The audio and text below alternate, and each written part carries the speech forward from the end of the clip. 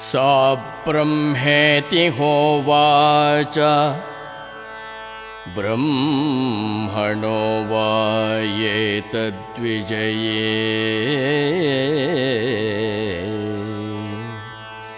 सा ब्रह्मेति होवाच ब्रह्मणो वा एतद्विजये महीयध्वमिति ततो हैव विदाञ्चकार ब्रह्मेति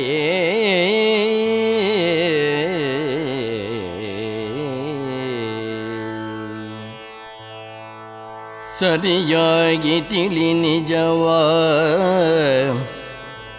ಸುರಪತಿಯ ನಿನಗೊಲಿದ ಪರಿಮಹಿಮೆಯೊಳ್ ಮರ್ಮ ಯಕ್ಷನ ಜಯ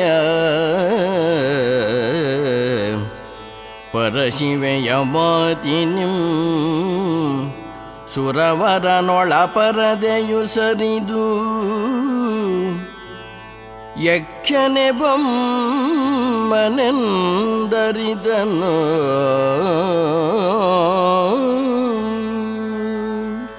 ಅಯ್ಯೋ ದೇವೇಂದ್ರ, ಎಂಥ ಕೆಲಸ ಮಾಡ್ಕೊಂಡಿಯಪ್ಪ. ಕೈಗೆ ಸಿಕ್ಕಿದಂತಹ ಪರಮಾತ್ಮನ ನೀನು ಮಿಸ್ ಮಾಡ್ಕೊಂಡ್ಬಿಟ್ಟಿಯಲ್ಲಪ್ಪ. ನೀವು ರಾಕ್ಷಸರ ಜೊತೆ ಯುದ್ಧ ಮಾಡಿದ್ರಿ, ಗೆದ್ರಿ. ಹೇಗೆ ಗೆದ್ರಿ? ಏನು ನಿಮ್ಮ ಶಕ್ತಿಯಿಂದ ಗೆದ್ವಿ ಅಂತ ನೀವು ಅಂದ್ಕೊಂಡಿದ್ದೀಯಾ? ಹಾಗಂದ್ಕೊಂಡಿದ್ರು ನಿನ್ನ ತಪ್ಪು. ಆ ಯಕ್ಷ ಯಾರಿದ್ನಲ್ವಾ, ಅವನು ನಿಮಗೆ ಕೊಟ್ಟ ಶಕ್ತಿಯ ಬಲದಿಂದ ನೀನು ರಾಕ್ಷಸರನ್ನ ಗೆದ್ದೆ.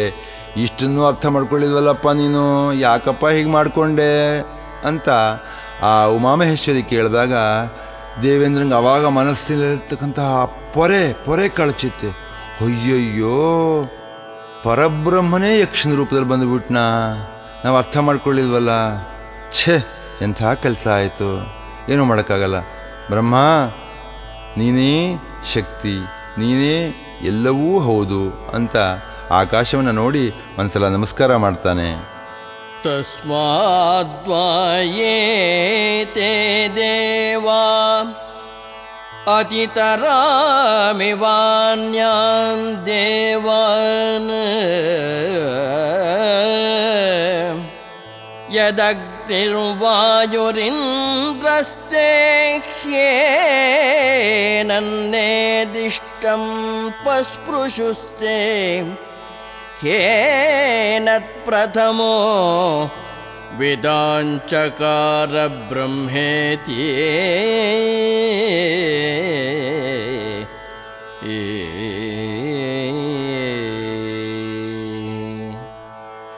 ಭುವನದ ಸಕಲನಿಗೆ ಸಹಭಾವ ಪ್ರೇಮಗಳನ್ನು ಕೊಡುವ ದೈವಗಳಲ್ಲಿ ವಾಯು ಅಗ್ನಿ ಇಂದ್ರರುಮಿಗೆಲೋ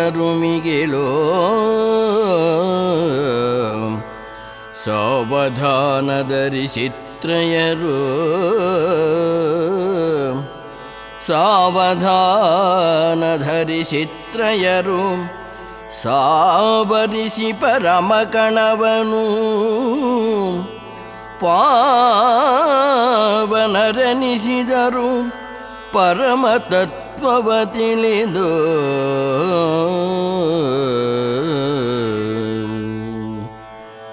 ಈ ಭೂಮಿಯ ಜನರನ್ನು ಮತ್ತು ಪ್ರಾಣಿಗಳನ್ನು ಸಸ್ಯಗಳನ್ನು ಕಾಪಾಡ್ತಾ ಇರ್ತಕ್ಕಂತಹ ಈ ಅಗ್ನಿ, ಇಂದ್ರ ಮತ್ತು ವಾಯು ಇವರು ದೇವತೆಗಳ ಪೈಕಿ ಶ್ರೇಷ್ಠರು ಅಂತ ಗುರುತಿಸಲ್ಪಡ್ತಾರೆ. ಯಾಕೆ ಅಂತಂದರೆ ಈ ಮೂವರು ಆ ಪರಮಾತ್ಮ, ಆ ಪರಬ್ರಹ್ಮ, ಆ ಪರಮ ಕಣನ ಹತ್ತಿರ ನಿಂತ್ಕೊಂಡಿದ್ರು. ಹಾಗಾಗ್ಬಿಟ್ಟು ಅವನ ಸಾಮೀಪ್ಯವೇ ಇವರಿಗೆ ಶಕ್ತಿಯನ್ನು ಕೊಡ್ತು. ಹಾಗಾಗಿ ಇವರು ಅವನನ್ನು ಅರ್ಥ ಮಾಡಿಕೊಂಡ್ರು, ಅವನ ಜೊತೆ ಸಂಭಾಷಣೆ ಮಾಡಿದರು.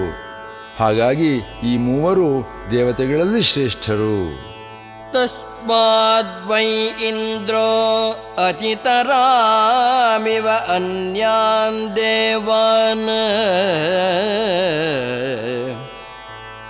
ಸಹ್ಯೇನನ್ನೇದಿಷ್ಟ ಶ್ರೇಷ್ಠಂ ಪಸ್ಪರ್ಶ ಸಹ್ಯೇನತ್ ಪ್ರಥಮೋ ವಿದಾಂಚಕಾರ ಬ್ರಹ್ಮೇತಿ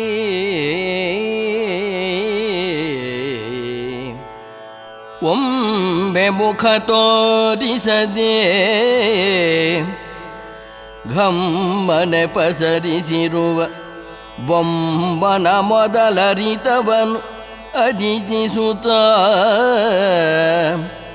ಹುಮ್ಮಸ್ಸಿನ ವಿನಯದಿ ಬೊಮ್ಮನ ಸಮೀಪಿಸಿದ ಹುಮ್ಮಸ್ಸಿನ ವಿನಯದಿ ಬೊಮ್ಮನ ಸಮೀಪಿಸಿದ ಹೆಮ್ಮೆಯ ಸುರಪತಿ ಸರ್ವಶ್ರೇಷ್ಠನೋ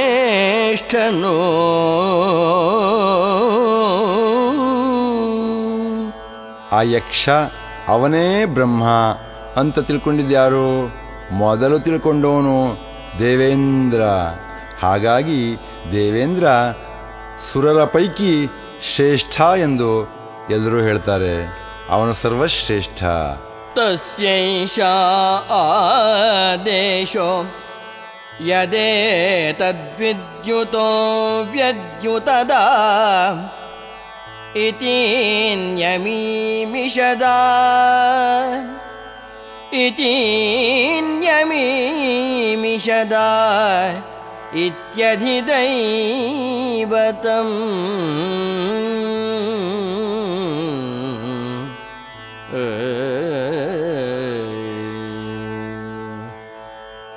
ಸೌವ್ಯಸಾಚಿ ಸೀಮರಹಿತ ಅವ್ಯಯ ಪರಮಾದಿಕಣವು ಸುವ್ಯವಸ್ಥಿತ ನೆಲೆಯಿತ್ತು ಮಾಯವಾಯಿತು. ದಿವ್ಯ ಅಪ್ರಮೇಯ ಕಣವ ದಿವ್ಯ ಅಪ್ರಮೇಯ ಕಣವ ನವ್ಯ ಕಾವ್ಯ ಕವಿ ಸಮಯದ ಭವ್ಯತೆಯಲ್ ಬಣ್ಣಿಸಲು ಉಪಮೆ ಅನಿವಾರ್ಯವೋ.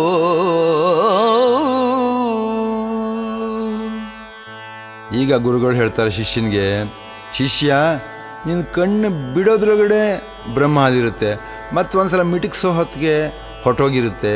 ಹಾಗಾಗಿಬಿಟ್ಟು ನಿನಗೆ ಅದ್ರ ಬಗ್ಗೆ ಕಲ್ಪನೆ ಮಾಡ್ಕೊಳ್ಳೋದಕ್ಕೆ ಕಷ್ಟ, ವಿವರಿಸೋದಕ್ಕಾಗೋದಿಲ್ಲ. ಅದಕ್ಕೊಂದು ಆಕಾರವಿಲ್ಲ, ಅದು ನಿರಾಕಾರವೂ ಅಲ್ಲ. ಹೀಗಿರುವಾಗ ಅದನ್ನು ಯಾವುದರ ಜೊತೆಯಲ್ಲೂ ಕೂಡ ನೀನು ಹೋಲಿಸೋದಕ್ಕೆ ಸಾಧ್ಯ ಇಲ್ಲ. ಈ ಥರ ಯಾವುದ್ರ ಜೊತೆಲೂ ಹೋಲಿಸೋದಕ್ಕೆ ಆಗೋದಿಲ್ಲ ಅಂತಕ್ಕಂತಹ ಅನುಪಮವನ್ನು ನಾವು ಯಾವ ರೀತಿ ವಿವರಿಸೋದು? ತಿಳ್ಕೊಳ್ಳೇಬೇಕಲ್ವೇ? ಹಾಗಾಗಿಬಿಟ್ಟು ಒಂದು ಕಂಪ್ಯಾರಿಸನ್ ಕೊಡಲೇಬೇಕು.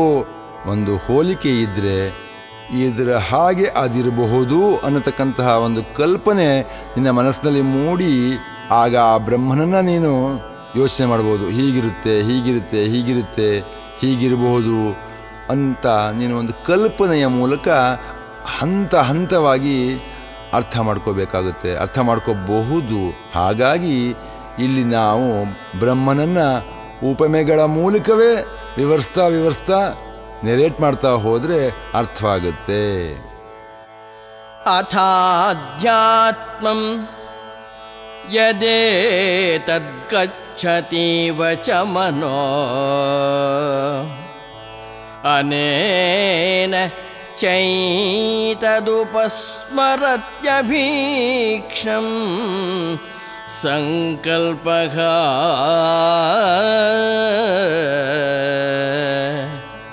ಮುದಗೊಂಡು ಮಧುರ ಕೇಂದ್ರದ ಬಿಂದುವ ಹೃದಯದ ಗಣಿಯಲರಸುವ ಅಭೀಷ್ಟವ ಹದಗೊಳಿಸಿ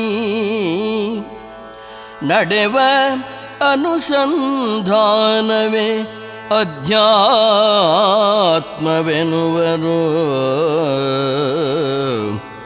ಮೊದಲು ಧರೆಯ ಜೀವಗಳಲ್ಲಿ ಪರಮ ಪದವಂ ಆದ್ಯತೆಯಲಿ ಅವಲೋಕಿಪ ಸದಭಿರುಚಿಯ ಸಂಕಲ್ಪವೇ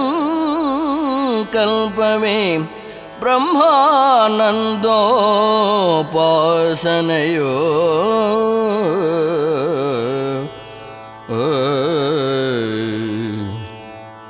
ನೋಡಪ್ಪ ಶಿಷ್ಯ, ಅಧ್ಯಾತ್ಮ ಅಂದರೆ ಏನು ತಿಳ್ಕೊಂಡಿದೀಯಾ? ನೀನು ಮನಸ್ಸಿನಲ್ಲಿ ಮುದಗೊಳ್ಳಬೇಕು. ಆ ಮಧುರವಾದಂತಹ ಒಂದು ಕೇಂದ್ರದ ಬಿಂದುವನ್ನು ನಮ್ಮ ಹೃದಯದಲ್ಲಿ ಹುಡುಕ್ತಾ ಹೋಗಬೇಕು. ಆ ಹುಡುಕುವಂಥ ಒಂದು ಆಸೆಯನ್ನು ನಾವು ನಿರಂತರವಾಗಿ ಇಟ್ಕೊಂಡು ಹೋಗಬೇಕು. ಇದೇ ಅನುಸಂಧಾನ, ಇದೇ ಅಧ್ಯಾತ್ಮ. ನೀನು ಮೊದಲೇನು ಮಾಡಬೇಕು? ಪ್ರಪಂಚದಲ್ಲಿರ್ತಕ್ಕಂತಹ ಜೀವಗಳಲ್ಲಿ ಆ ದೇವರನ್ನು ಹುಡುಕು ಫಸ್ಟು. ಆಗ ಆದ್ಯತೆಯಲ್ಲಿ ಹುಡುಕಬೇಕು ನೀನು. ದೇವರಲ್ಲಿ ಇರ್ಬೋದು, ಇಲ್ಲಿರ್ಬೋದು, ಜೀವಿಗಳಲ್ಲಿದ್ದಾನೆ, ಸಸ್ಯಗಳಲ್ಲಿ ಇದ್ದಾನೆ ಅನ್ನತಕ್ಕಂತಹ ಒಂದು ಮಾತನ್ನು ನಿನ್ನ ಮನಸ್ಸಿಗೆ ಹೇಳ್ಕೊತಾ ಹೋಗು. ಆಗ ನಿನ್ನ ಮನಸ್ಸಿನಲ್ಲಿ ಸದಾಭಿರುಚಿ ಬೆಳೆಯುತ್ತೆ. ಆ ಸಂಕಲ್ಪವೇ ಬ್ರಹ್ಮನ ಪೂಜೆ. ಆ ಸಂಕಲ್ಪದಿಂದ, ಆ ಬ್ರಹ್ಮನ ಪೂಜೆಯಿಂದ ನೀನು ಬ್ರಹ್ಮನನ್ನು ಹುಡುಕೋದಕ್ಕೆ ಅನುಕೂಲವಾಗುತ್ತೆ. ಆ ಬ್ರಹ್ಮ ನಿನಗೆ ಸಿಗುತ್ತೆ. ತದ್ವನಂ ನಾಮ ತದ್ವನಮಿತ್ಯುಪಾಸಿತವ್ಯಂ ತದ್ವದನಂ ನಾಮ ತದ್ವದನಮಿತ್ಯುಪಾಸಿತವ್ಯಂ ಸಯಯೇತದೇವಂ ವೇದಾಭಿಹೈನಂ ಸರ್ವಾಣಿ ಭೂತಾನಿ ಸಂವಾಂಛಂತೆ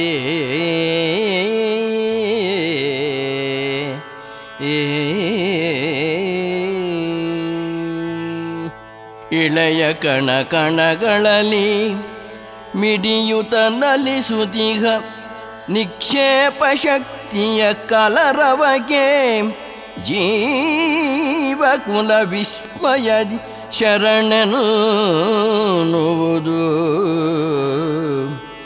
ಚಲುವಿನದ್ಭುತ ಜೀವ ಸೃಷ್ಟಿಯ ಕುಲಗಳಲ್ಲಿ ದೈವ ನೆಲೆ ನೋಡುವ ಸುಲಭ ಸಬಲ ನದೆಯಗೆ ಜೀವಗಳು ನಲಿದೊಲಿಯುವುವು.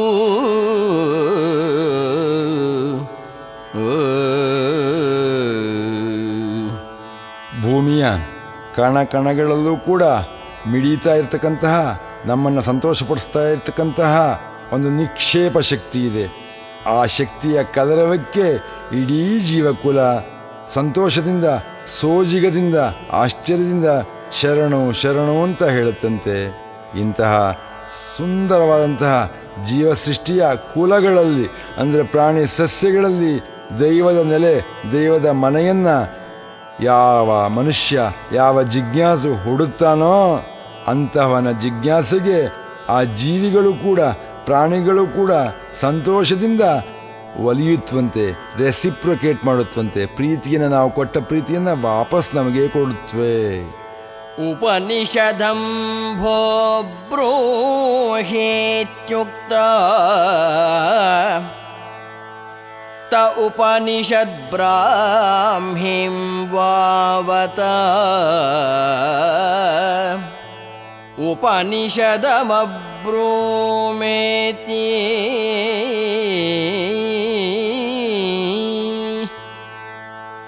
ಜಪಮಣಿ ಪರಮ ಕಣದ ಹೂರಣ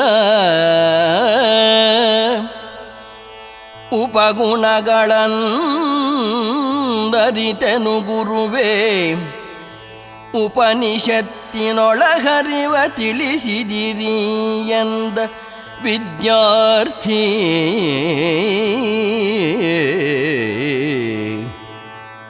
ಉಪಮೆಗಳ ನೆರವಿನಲಿ ನಿರುಪಮ ವಿಪುಲ ಗುಣನ ವಿವರಿಸಿದ ವಿಷಯ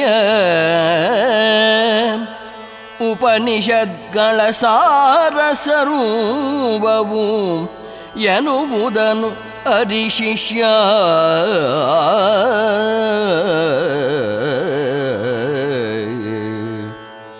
ಗುರುಗಳು ಇಷ್ಟೆಲ್ಲ ಹೇಳಿದ ನಂತರ ಶಿಷ್ಯ ಮತ್ತೆ ಕೈ ಮುಗಿತಾನೆ. ಗುರುಗಳೇ, ನೀವು ಹೇಳಿದ್ದೆಲ್ಲ ಸ್ವಲ್ಪ ಅರ್ಥ ಆಯಿತು, ಪೂರ್ತಿ ಅರ್ಥ ಆಯಿತು ಅಂತ ಹೇಳ್ಕೊಂಡ್ರೆ ಅಹಂಕಾರವಾಗುತ್ತೆ. ಸ್ವಲ್ಪ ಅರ್ಥ ಆಯಿತು ಅಂತ ಹೇಳ್ತಾ ಇದ್ದೀನಿ, ಇನ್ನು ಒಂದು ಡೌಟ್ ಇದೆ ಗುರುಗಳೇ. ಅದಕ್ಕೆ ಯಾಕಯ್ಯ ರಾಗ ಎಳಿತೀಯ?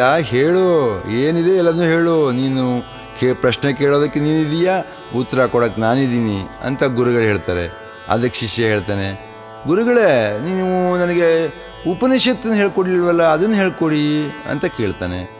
ಅದಕ್ಕೆ ಗುರುಗಳು ಹೇಳ್ತಾರೆ, ಅಪ್ಪ ಶಿಷ್ಯ, ಇಷ್ಟೊತ್ತು ನಾನು ನಿನ್ಗೆ ಏನೇನು ಹೇಳಿದ್ನೋ ಅದೆಲ್ಲ ಉಪನಿಷತ್ತೇನೆ, ಅರ್ಥ ಮಾಡ್ಕೋ, ಅದೇ ಉಪನಿಷತ್ತು. ಆದರೆ ಉಪನಿಷತ್ತನ್ನು ನೀನು ಹೇಳುವಾಗ ಆ ಬ್ರಹ್ಮನ ನೆರೇಷನ್ ಮಾಡುವಾಗ, ನಾವು ಬ್ರಹ್ಮ ಹೀಗಿದ್ದಾನೆ ಅಂತ ಏನಾರು ಹೇಳುವಾಗ ಅದನ್ನು ಕಂಪ್ಯಾರಿಸನ್ ಮೂಲಕ ಹೇಳ್ತಾ ಹೋದರೆ ನಿನಗೆ ಆ ಗುಣಾಢ್ಯನ, ಆ ಗುಣರಹಿತನ ವಿವರವನ್ನು ನಾನು ನಿನಗೆ ಕೊಡುವ ಮೂಲಕ ಉಪನಿಷತ್ತಿನ ಸಾರಸ್ವರವನ್ನು ಕೊಟ್ಟಿದ್ದೀನಿ. ಇಷ್ಟನ್ನ ನೀನು ರೂಢಿಸ್ಕೊಂಡು ಹೋಗು, ನಿನಗೆ ಒಳ್ಳೆಯದಾಗುತ್ತೆ. ತಸ್ಯೈ ತಪೋದಮಃ ಕರ್ಮೇತಿ ಪ್ರತಿಷ್ಠಾ ವೇದಾಃ ಸರ್ವಾಂಗಾನಿ ಸತ್ಯಮಾಯತನಂ. ಬದುಕೆನುವ ನಿಜ ಜಪದಿ ಕಾಯವ ಸದುಪಯೋಗದ ಪಥದಿ ಪಳಗಿಸಿ ಮುದದಿ ಕಾಯಕ ಕಾಣಿಕೆಯ ಜಗ ಕೆರೆಯಲ್ ಅದೆ ತಪವು. ಇದರ ಮೂಲವು ಉಪನಿಷತ್ಗಳ ಮೃದು ಪದರದಿಂದ ಭರಿಸಿರಲು ಪದ ಪದಗಳಲ್ಲಿ ವೇದಗಳು ಸತ್ಯದ ನೆಲೆ ಪಡೆದಿವೆ.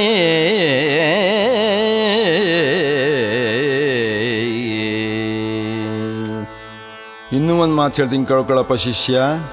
ಬದುಕು ಅಂತಿದೆ, ಇದೊಂದು ದಾರಿ, ನಿಜವಾದ ದಾರಿ, ಸತ್ಯದ ದಾರಿ. ಈ ದಾರಿನಲ್ಲಿ ನಮ್ಮ ದೇಹವನ್ನು ನಾವು ಒಳ್ಳೆಯದಕ್ಕೆ ಉಪಯೋಗಿಸ್ಕೊಂಡು, ಕಾಯಕದಿಂದ ನಾವು ನಮ್ಮ ದೇಹವನ್ನು ಶುದ್ಧಪಡಿಸ್ಕೊಂಡು, ಲೋಕಕ್ಕೆ ಒಳ್ಳೆಯದು ಮಾಡಿಕೊಂಡು, ನಮ್ಮ ಕ್ರಿಯೆ ನಮ್ಮ ಕರ್ಮಗಳ ಮೂಲಕ ನಮ್ಮನ್ನು ಉದ್ಧಾರ ಮಾಡಿಕೊಂಡು ಲೋಕವನ್ನು ಉದ್ಧಾರ ಮಾಡುವುದಕ್ಕೆ ಪ್ರಯತ್ನ ಪಟ್ಟರೆ ಅದೇ ತಪಸ್ಸು. ಪ್ಲೀಸ್ ಅರ್ಥ ಮಾಡ್ಕೋ. ಇದರ ಮೂಲ ಎಲ್ಲಪ್ಪ ಇದೆ? ಉಪನಿಷತ್ತು ಅಂತಂದ್ರೆ ಏನಪ್ಪ? ಉಪನಿಷತ್ತು ಪದರಗಳಿಂದ ಕೂಡಿದೆ. ಆ ಪದರಗಳಲ್ಲಿ ಪದಗಳಲ್ಲೂ ಕೂಡ ವೇದ ಅಂತಕ್ಕಂಥದ್ದು ಸತ್ಯದ ನೆಲೆಯನ್ನು ಪಡೆದಿದೆ. ತಪಸ್ಸು, ದಮ ಮತ್ತು ಕರ್ಮಗಳು ಪ್ರತಿಷ್ಠೆ, ವೇದಗಳು ಈ ದೈವದ ಅಂಗಗಳು, ಸತ್ಯವೇ ಆಶ್ರಯ. ಇಷ್ಟನ್ನು ಅರ್ಥ ಮಾಡ್ಕೋ, ಎಲ್ಲ ಸರಿಯಾಗುತ್ತೆ. ಯೋ ವಾಯೇತಮೇವಂ ವೇದಃ ಅಪಹತ್ಯ ಪಾಪ್ಮಾನಂ ಅನಂತೆ ಸ್ವರ್ಗೇ ಲೋಕೆ ಜೇಯೇ ಪ್ರತಿಷ್ಠತಿ ಪ್ರತಿಷ್ಠತಿ.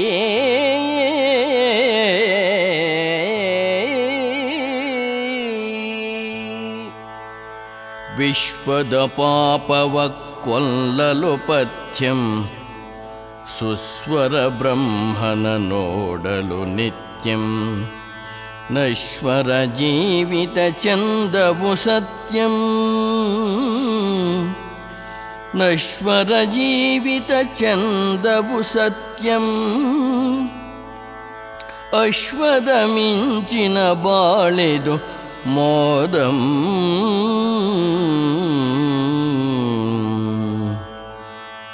ಪರಮ ವಿದ್ಯೆಯ ನರಿತು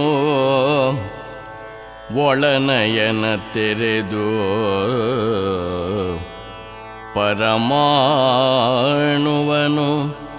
ನೇತ್ರದ ಪರದೆಯುದ್ದಕ್ಕೆ ಮುದ್ರಿಸೆ. ನೇತ್ರದ ಪರದೆಯುದ್ದಕ್ಕೆ ಮುದ್ರಿಸೆ ದುರಿತದಿಂದ ಬಿಡುಗಡೆಯೋ.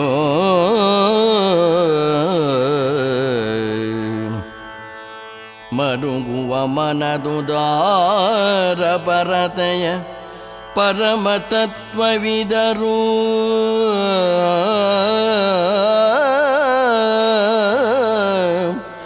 ಮರುಗುವ ಮನದುದಾರ ಪರತೆಯ ಪರಮತತ್ವವಿದರು ಪರಹಿತಕ್ಕೆ ಕರಗುತ್ತಿರೆ ನರಲೋಕನಾಕಕ್ಕೆ ಮಿಗಿಲೆನಿಸುವುದು ಪರಹಿತಕ್ಕೆ ಕರಗುತ್ತಿರೆ ನರಲೋಕನಾಕಕ್ಕೆ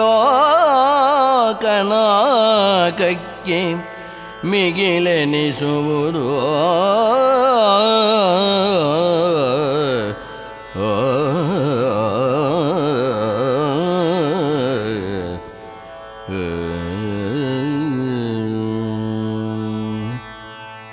ಈ ಕೇನೋಪನಿಷತ್ತನ್ನು ಸೃಜಿಸಿದ ಮಹಾನುಭಾವ ದ್ರಷ್ಟರರು ಹೇಳ್ತಾರೆ, ಈ ಬ್ರಹ್ಮವಿದ್ಯೆಯನ್ನು ಯಾರು ತಿಳ್ಕೊತಾರೋ ಅಂತಹವರು ಪಾಪದಿಂದ ನಿವೃತ್ತರಾಗಿ ಅನಂತವಾದ ಸ್ವರ್ಗದಲ್ಲಿ ನೆಲೆಸ್ತಾರಂತೆ. ಈ ವಿಶ್ವದ ಪಾಪವನ್ನು ಈ ಉಪನಿಷತ್ತನ್ನು ಅರ್ಥ ಮಾಡಿಕೊಳ್ಳುವುದರ ಮೂಲಕ ನಾವು ಕೊಂದು ಆ ಸುಸ್ವರವಾದ ಬ್ರಹ್ಮನನ್ನು ನೋಡುವಂತಹ ಸಾಧ್ಯತೆಯನ್ನು ಬೆಳೆಸ್ಕೊಳ್ತಾ ಈ ನಶ್ವರವಾದಂತಹ ಜೀವನವನ್ನೂ ಕೂಡ ನಾವು ಆನಂದಮಯವಾಗಿ ವಿಶ್ವದಲ್ಲಿ ಅಶ್ವದ ಮಿಂಚು ಅಂತ ಒಂದಿದೆ. ಆ ಅಶ್ವದ ಮಿಂಚು ಕುದುರೆ ಮಿಂಚಿನ ಸಂಕೇತ.